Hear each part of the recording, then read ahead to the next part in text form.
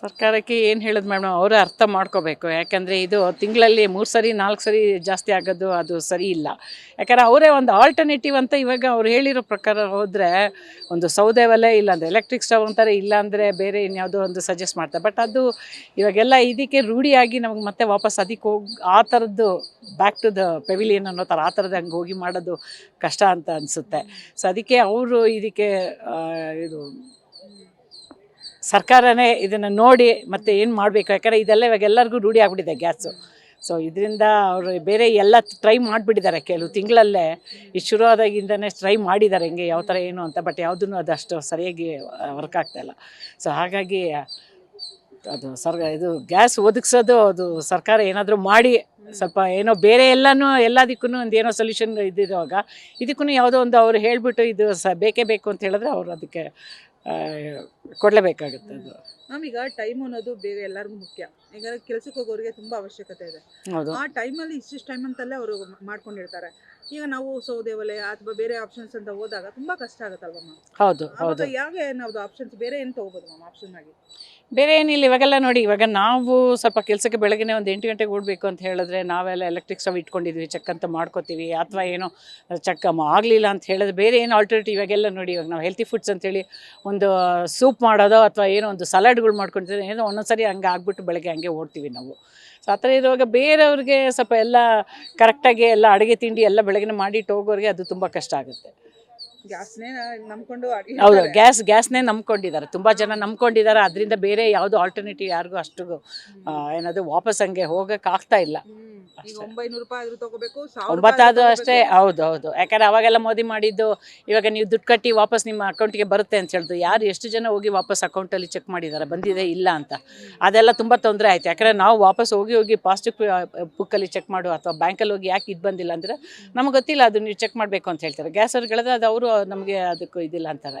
So ಹಂಗಾಗಿ ಇದು ತುಂಬ ದಿವಸದಿಂದಲೇ ಇದು ನಡೀತಾ ಇದೆ. ನೋಡಬೇಕು ಸರ್ಕಾರ ಏನು ಮಾಡುತ್ತೆ ಮುಂದೆ ಅಂತ. ಯಾವ ಸರ್ಕಾರ ನಿಮಗೆ ಕಂಫರ್ಟಬಲ್ ಅನ್ಸುತ್ತೆ ಮ್ಯಾಮ್? ಯಾಕಂದ್ರೆ ನಮ್ದು 2 ಸರ್ಕಾರ ಇದೆ, ಕೇಂದ್ರದಲ್ಲೊಂದು ರಾಜ್ಯದಲ್ಲೊಂದು. ಯಾವುದು ಓಕೆ? ಇವಾಗ ನೋಡಿ, ನಾವು ರಾಜ್ಯದಲ್ಲಿರುವಾಗ ರಾಜ್ಯದ್ದೇ ಬರಬೇಕು ಮೇಡಮ್. ಯಾಕಂದರೆ ಇಲ್ಲೊಂದು ಪಕ್ಷ ಅಲ್ಲೊಂದು ಪಕ್ಷ ಅಂತ ಹೇಳುವಾಗ ಯಾವಾಗಲೂ ಫೈಟ್ ಇದ್ದೇ ಇರುತ್ತೆ. ಸೊ ರಾಜ್ಯ ಸರ್ಕಾರನೇ ನಮಗೆ ಎಲ್ಲರಿಗೂ ಒಳಿತಾಗುವಂಥ ಮಾಡುವಂಥ ಸರ್ಕಾರ ಬರಬೇಕು ಮೇಡಮ್, ಅಷ್ಟೇ.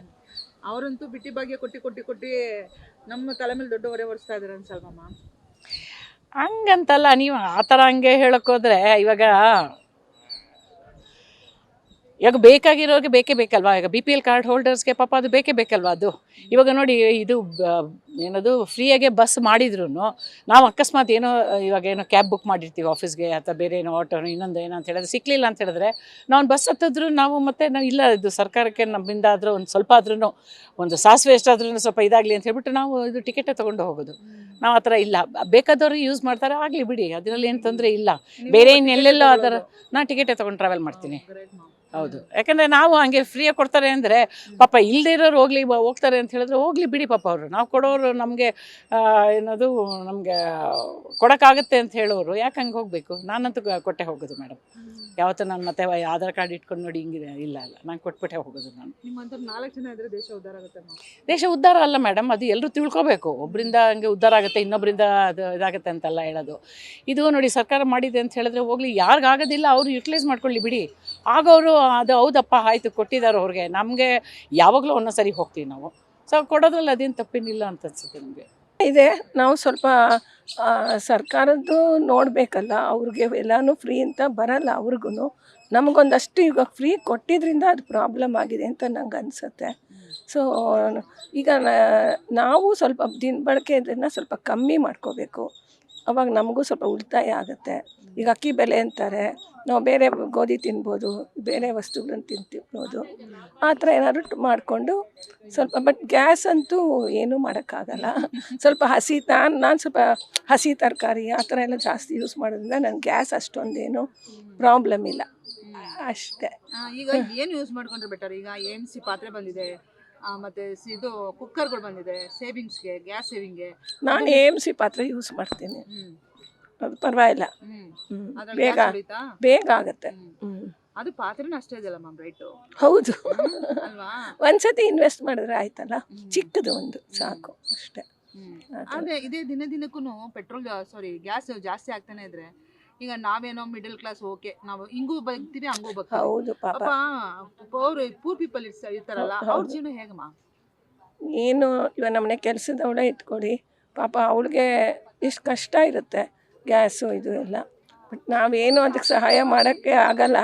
ಏನೋ ಒಂದು ಸ್ವಲ್ಪ 200 ರೂಪಾಯಿ ಜಾಸ್ತಿ ಕೊಡ್ಬೋದು ಅವಳಿಗಷ್ಟೇ, ಅಷ್ಟು ಮಾಡ್ಬೋದು. ಯಾಕೆಂದರೆ ಅವ್ರಿಗೂ ಪಾಪ ಜೀವನ ಕಷ್ಟ ಅಲ್ವಾ.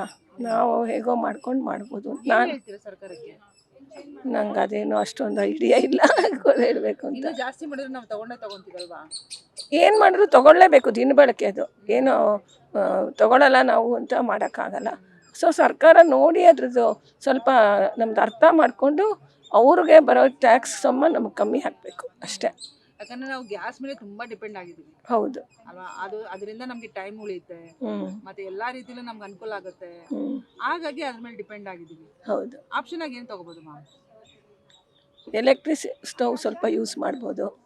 ಯಾಕಂದರೆ ಇವಾಗ ಎಲೆಕ್ಟ್ರಿಸಿಟಿ ಸ್ವಲ್ಪ ಕಮ್ಮಿ ಇರೋದು, ಬೆಲೆ ಇಲ್ಲೇ ಇರೋದ್ರಿಂದ ಕೆಲವ್ರಿಗಿದೆ, ಕೆಲವ್ರಿಗಿಲ್ಲ. ಹಾಗಾಗಿ ಅದು ಮಾಡ್ಬೋದು. ನಾನು ಹೇಳಿದಲ್ಲ, ನಾನು ಇವಾಗ ಜಾಸ್ತಿ ಯೂಸ್ ಮಾಡ್ತೀನಿ ಮುಂಚಿಂದಾನು.